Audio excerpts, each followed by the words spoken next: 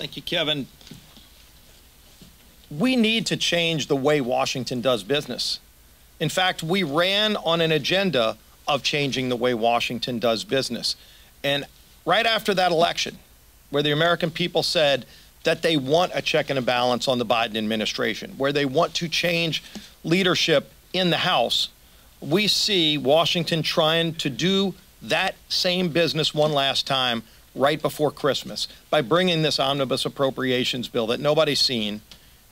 As Kevin pointed out, just a handful of people at most are writing it right now. It's still not even available for anyone to read, and yet they want the ability to go and bring that on the eve of Christmas because it's a sign that Congress failed to do its job. The Democrat House, the Democrat Senate, the Democrat White House had all year to get funding taken care of by September 30th.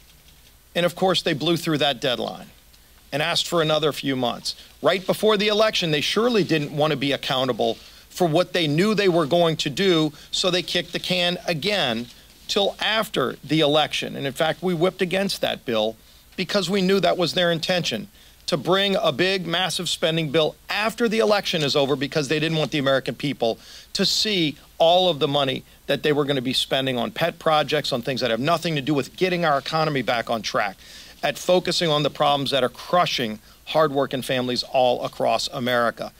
And that's why we oppose this process.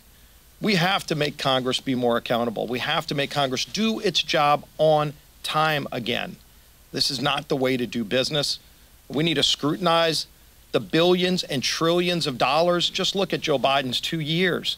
He's spent about $10 trillion on things like paying people not to work, giving out checks to prisoners, the Boston bomber. People are fed up with all the waste that's going on, and then they don't have the ability to even see a bill before it's brought to the House floor. This has to change. We're going to change it, but they shouldn't do this on their last gasp right out the door before Christmas. And so that's why we're opposing this approach.